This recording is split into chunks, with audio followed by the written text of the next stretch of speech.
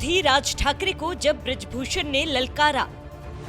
बच्चा बोलकर राज ठाकरे को ब्रिजभूषण ने खूब लताड़ा। दहाड़ते ब्रिजभूषण तो दो हाथ करने के लिए तैयार।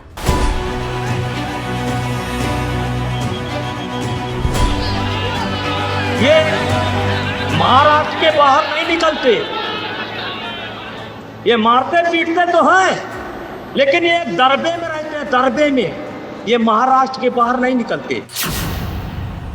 एक हिंदू हृदय सम्राट कहे जाने वाले बाल ठाकरे थे, जो अयोध्या की धरती पर भगवान श्री राम का भव्य राम मंदिर बनवाने के लिए लड़ाई लड़े थे। एक बार भी ये नहीं कहा कि राम मंदिर तो हिंदी भाषी राज्य उत्तर प्रदेश में बनाया जाएगा, तो हम उसके लिए क्यों आंदोलन करें, क्योंकि उनके लिए पूरा देश एक था। और अगर आज वो होते तो राम मंदिर निर्माण के बाद रामलला के दर्शन के लिए अयोध्या की धरती पर भी जरूर आते, क्योंकि राम मंदिर निर्माण तो उनका सपना था। लेकिन आज उन्हीं के बेटे उद्धव ठाकरे जहां राम मंदिर के निर्माण के बाद एक बार भी अयोध्या में कदम तक नहीं रखा, तो वहीं दूसरी तरफ उनके भतीजे राज ठाकरे ने राम मंदिर जाने का ऐलान तो किया था, लेकिन आज तक अयोध्या नहीं जा सके।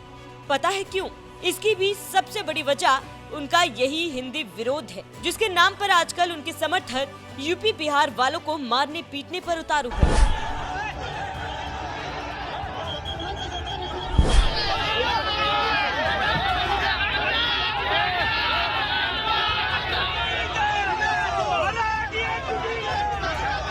दरअसल ये बात है साल 2022 की।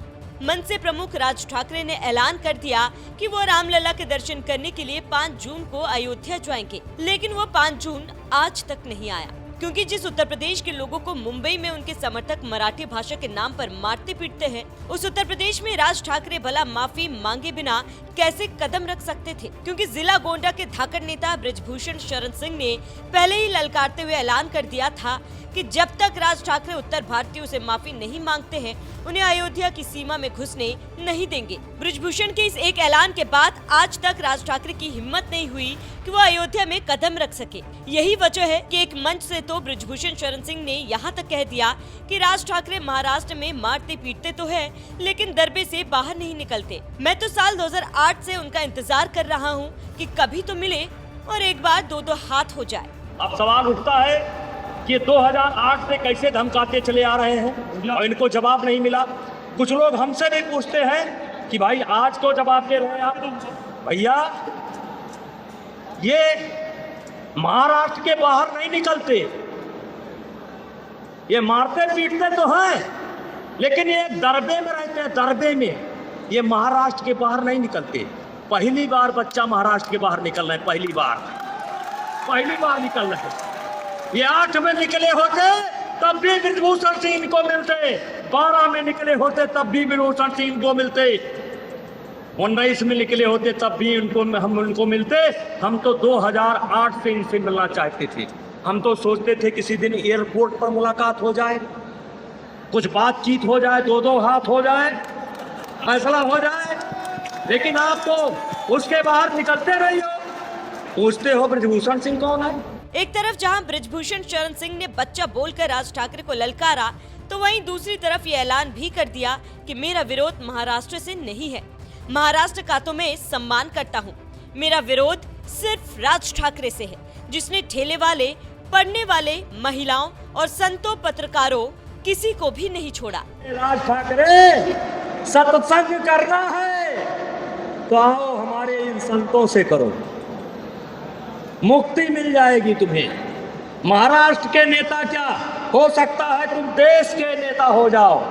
और जहां तक महाराष्ट्र के भाई भी मेरी बात को सुन रहे हैं, मैं हाथ जोड़ करके उनसे विनती करता हूं, महाराष्ट्र मेरे लिए आदरणीय है, महाराष्ट्र का मैं सम्मान करता हूं।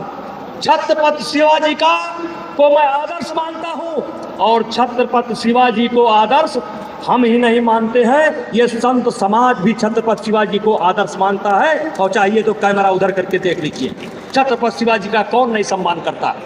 हम उनको आदर्श मानते हैं, लेकिन मेरा विरोध महाराष्ट्र से नहीं है। मेरा विरोध एक व्यक्ति से है, जिसने ठेला वाला, पढ़ने वाला, महिलाओं, दवाई कराने वालों, संतों को भी, पत्रकारों को भी, सिनेमा जगत के जोड़ों से किसी को उसने छोड़ा नहीं है।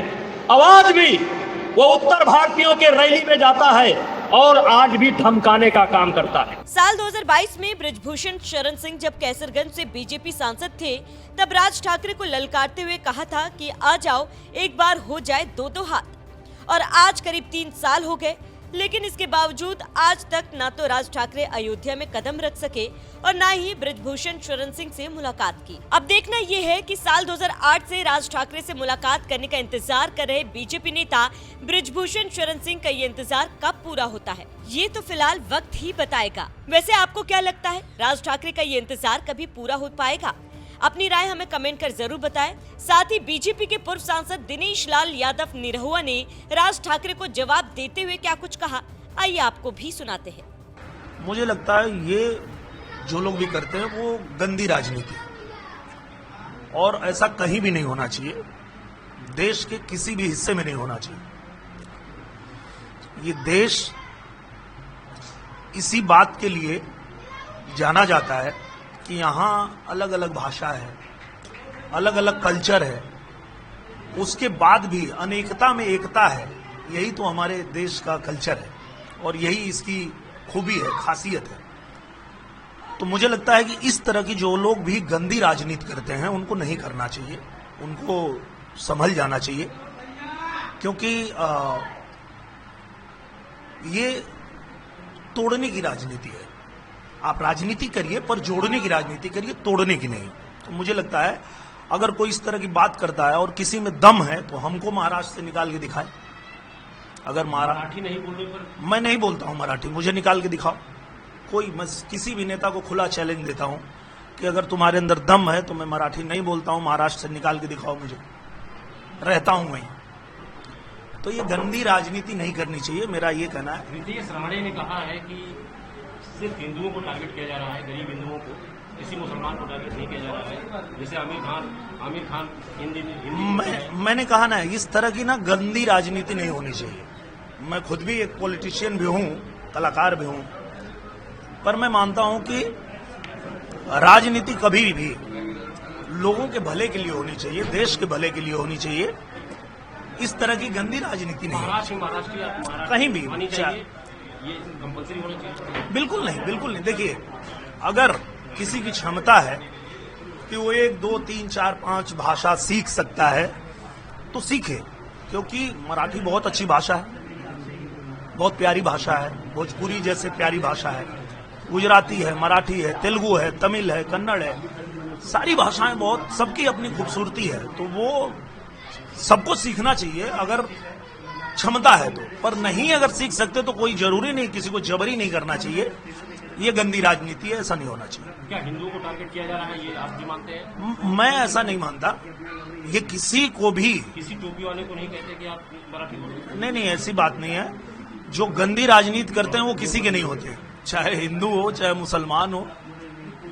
जो गंदी राजनीति करते हैं वो गंदी राजनीति करते हैं और वो किसी के नहीं होते हैं, मैं तो ये मानता हूँ। अखिलेश यादव 2 दिन पहले गए थे आपके आजमगढ़ में, उन्होंने अपने कार्यालय को पीडीए कार्यालय बना दिया। ये किस तरह का पहल? मुझे लगता है कि सब लोग अपनी अपनी तैयारी कर रहे हैं, वो भी अपनी तैयारी कर रहे हैं और करना चाहिए। और मैं तो ये कहता हूँ कि लड़ने का मजा तब आता है लड़ने वाला जब काबिल हो। तो जब वो वहां आते हैं और वहां आकर के कुछ काम करते हैं तो हमको भी अच्छा लगता है कि भाई पहले तो आते ही नहीं थे, कम से कम हमारे आने का इतना तो फायदा हुआ कि अब उनको आना पड़ रहा है। नहीं तो ये लोग तो जीत के अपना प्रमाण पत्र लेने नहीं आते थे, पर अब आना पड़ रहा है लोगों के बीच। उनकी अगर उपस्थिति हो रही है तो ये अच्छा संकेत, अच्छा है। शाही ईदगाह कुछ मामले को मथुरा में था, उसके आज हाईकोर्ट ने खारिज कर दिया कि ये विवादित ढांचा नहीं है। ये एक मामला अभी आज हिंदू पक्षी अपनी चीज को अभी फिलहाल खारिज कर। मुझे लगता है कि जो मामला कोर्ट में होता है वो उस पर किसी भी व्यक्ति को कोई अपनी राय देने की आवश्यकता नहीं है और वो उस पर हमको कुछ बोलना भी नहीं चाहिए। सरकार का ये टारगेट है कि काशी के बाद मथुरा। नहीं, मुझे लगता है कि वो तो जब कानून से पास होगा तभी, चाहे हमारी पार्टी हो किसी की पार्टी हो, वो तो जब न्यायालय से जो आदेश आएगा वो फिर होगा।